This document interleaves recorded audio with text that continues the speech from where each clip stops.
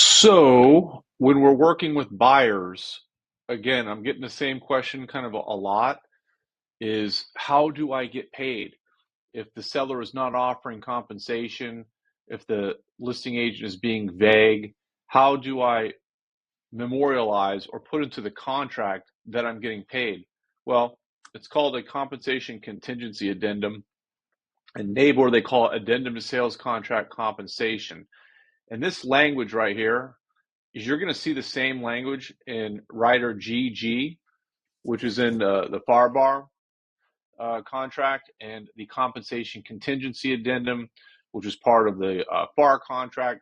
They all mean exactly the same thing. And there's also a compensation concession addendum with FAR that has an additional space for concessions from the seller, but they all have the exact same language. In other words, that they're making the contract, the sales and purchase and sale agreement is contingent upon the seller delivering to the buyer within 3 days after the effective date a copy of a binding agreement establishing the compensation to be paid to the buyer's broker. In other words, you're saying, look, we're going to go ahead and purchase this property, but my buyer needs to see one of these compensation agreements that we keep talking about. And yet we keep hearing about these compensation agreements. The compensation agreements are what are ways in which the buyer can not pay the buyer's broker, right? Remember, if there's no compensation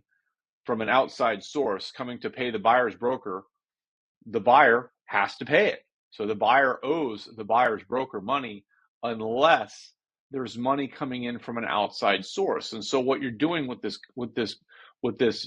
addendum to sales contract compensation is you're stating that, look, if my buyer doesn't see one of these compensation agreements that offsets what he owes me, he reserves the right to he'll terminate the contract within a specified period.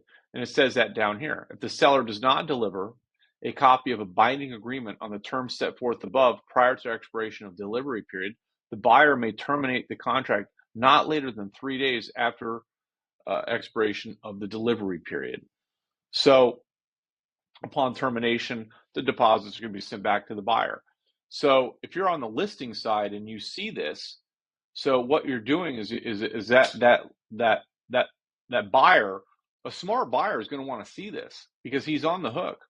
So you better be prepared to understand this as well. All right. So so you need to be very clear with your seller. If your seller is paying the buyer's broker, or if the seller is allowing you to share, all right, then if you're allowed to share, you put the compensation up here. If the seller is paying directly, go ahead and put the amount right there that they're willing to pay the buyer's broker.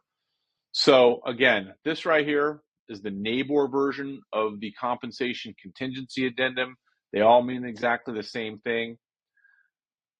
FAR, addendum GG, same language. Compensation contingency addendum, the buyer broker compensation contingency addendum says the same thing, and the compensation concession addendum says the same thing. They literally are using the exact same sentence in all 4 different pieces of paperwork. So again, familiarize yourself with these.